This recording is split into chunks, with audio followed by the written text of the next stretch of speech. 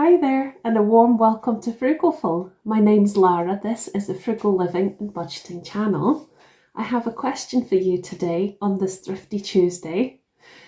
What is a good alternative if you crave a certain kind of cuisine as a takeaway, but you're trying to be healthier and you want to make that treat money stretch a good bit further? Well, I have a possible solution here for you today. So if you have a Lidl near you, then you could check out when they do their special offer theme weeks. So they do certain national theme weeks from time to time. And I was over the moon to find out that they have just recently had a Japan food theme week. Yay! As you know by now, if you've watched the channel for a wee while, I love Japan and all things Japanese, including Japanese food. And Bella is trying to steal the show. Let me go and get her. Come here, madam. Oh, here is the cheeky madam. Here's Bella. Are you going to stop being naughty? She just loves to hog the camera, don't you, girl? She's like, play with me, give me attention, give me attention. Okay, I will in a minute. Off you go, good girl. Yeah, where was I? So for me, my eyes lit up when I saw... Hang on a sec. Right, you go play with that then, off you go. So yeah, when I saw in the leaflet, because on the way out of my local Lidl, they've got the leaflets where they've got the special offers for the week. So when I had a flick through that, I could see that there was a special theme week for Japan. It's like, oh, brilliant, that's great. So instead of having one treat or sit-in Japanese cuisine meal as a special treat, what I did instead is I spent a grand total of £13.31 on buying some really fantastic Japanese food ingredients. And that way I'll be able to enjoy a whole number of meals with a Japanese twist for so much longer, as well as a few one-off treats that I'll show you too. And it's just gonna, make my weekly meals much more exciting. B, it's a healthier way to get that treat, and C, it's made that money stretch so much further to get Japanese food pleasure from so many more meals. So without further ado, let me show you what I got for £13.31. I'll put a picture on just here, just now.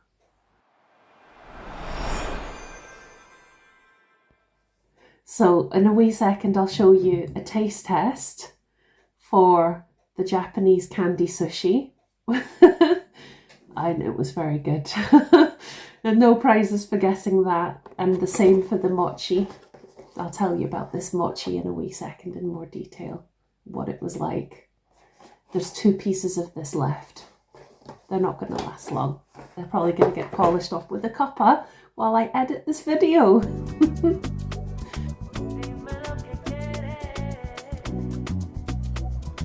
One of the things that I'm most excited to try is this very sweet and very fun mini candy sushi.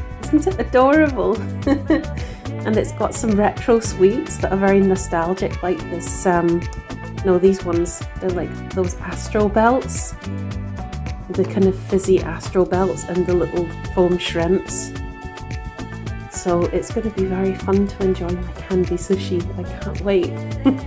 I also have something called mochi here. It's very delicious. They're like these kind of rice flour dumpling things with the sweet bean paste in the middle. And the ones that I got from Lidl have got like a green tea flavoured sweet bean paste in the middle. They're very delicious. Kind of squishy and tasty. Here's an example. Now they're a really strange, squishy kind of texture, but they are very, very good. Very strange, squishy texture. But D, delish.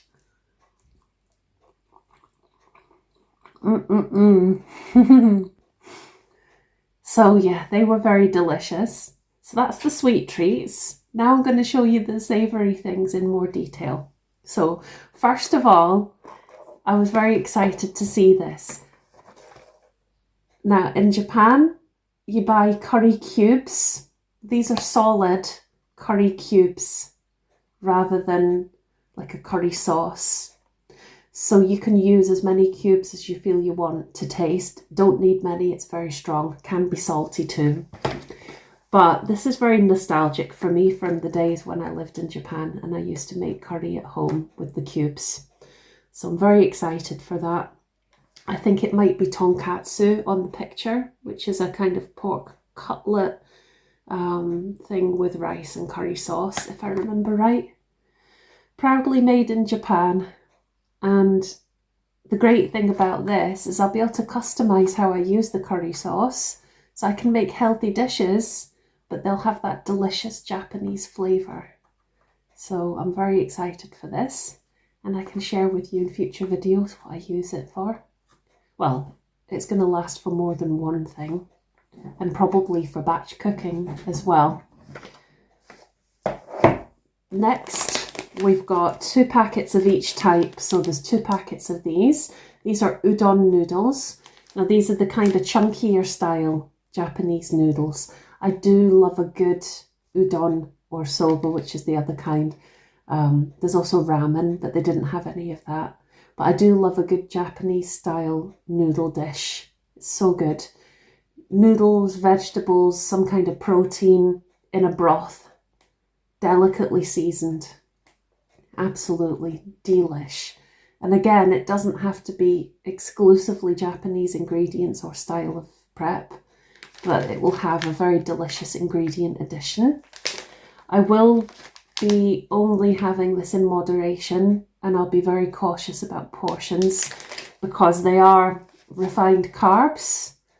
And as I'll talk about in some future videos, what I intend to do for the springtime and summer, and probably beyond in some adapted form, is I really want to have an overhaul of my lifestyle and how I eat and what I eat and when I eat. And a big part of that, I want to be much more mindful about blood sugars.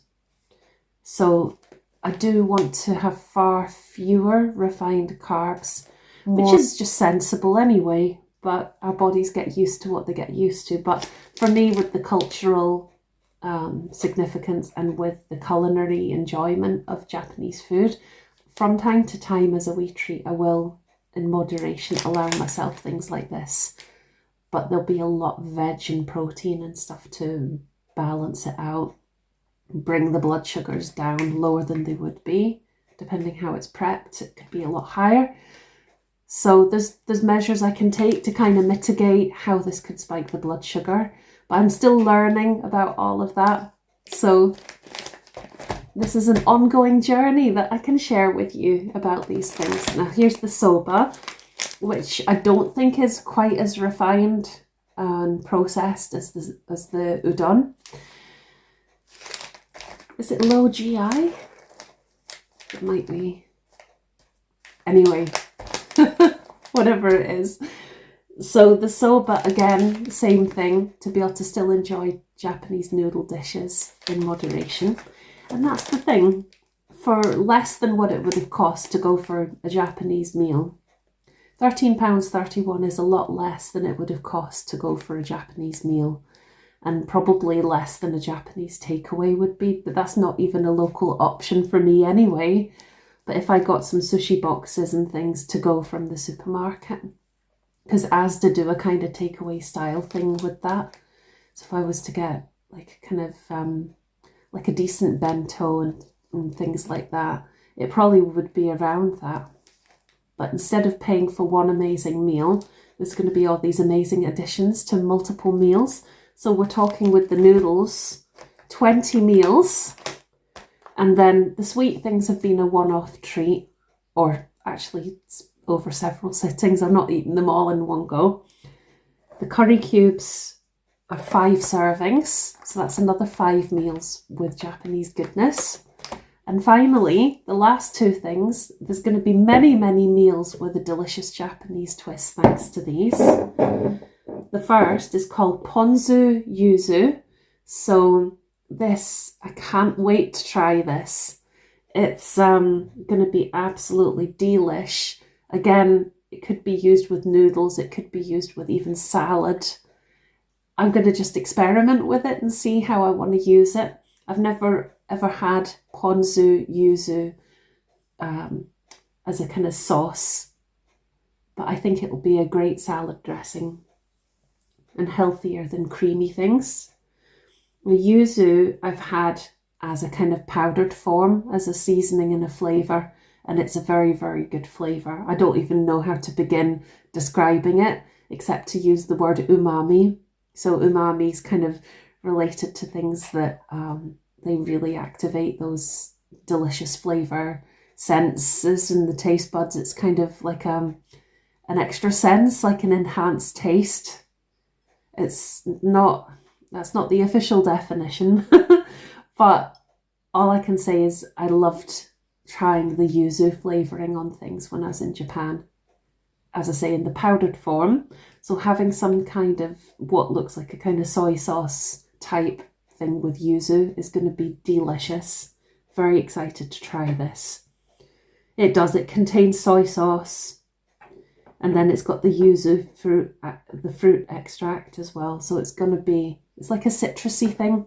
It's going to be so good. Bella, you are just such a cheeky monkey today. She really is a funny girl, isn't she? So this will last for many, many, many meals and be fun to try. And the exact same with the last thing, which is a yakiniku sauce. You may have heard of yakiniku.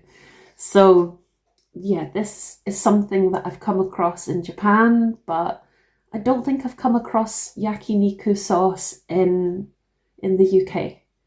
They did also have teriyaki sauce available, but when I checked the ingredients, it looked quite sugary, and I'm trying to cut back on any unnecessary sugar, whereas this had a healthier looking ingredients list. And it's good, authentic Japanese flavour to stretch meals further as well. So I'm very happy with all that. Great way to spread that money out for multiple meals, as I say. The other thing I should add is that there are places like, there are different Asian supermarkets for me, Glasgow would be the nearest place. And so there are places like that. And there's, I think, still a place called Siwu and a place called Matthew's Foods. And I think there's another big store that sell lots of different kinds of Asian foods and you can buy in bulk and whatnot. But I know that in the smaller kind of Asian wee mini markets, these kind of ingredients are far dearer. I could get curry cubes in places like that, but they would cost a lot more than they did in Lidl. Same with the noodles and that. And then the sauces, I don't know, but I would imagine that they'll be way more as well. The prices in Lidl were really reasonable for these items. So only 99p for the noodles, much less than in these other places I described. No protesting, you're just a cheeky girl. We've got company for the rest of the video. So yeah, the noodles were 99p each, and the yakiniku sauce was $1.99. The ponzu sauce was only $1.29, Bella. The curry sauce, the curry powder, curry block things, I should say, were $2.25, which is much, much less than in those other stores I described. And the mochi was $2.29 for this, which is 8 pieces. I think it's more like $3.50 or so in the other shops. So that was much cheaper. And finally, the candy sushi was $2.49. But I've never seen it before in my life. And that was just a special treat. And it was really fun. So thoroughly enjoyed that. So there we have it. So please let us know in the comments, do you have a Lidl or an Aldi. I think they do themed things too, as far as I know, but I've never actually experienced it myself. But do you have a Lidl near you? If so, do you ever see these kind of deals in your area? And if so, what have you treated yourself to before, like for different nationality kind of cuisine theme weeks?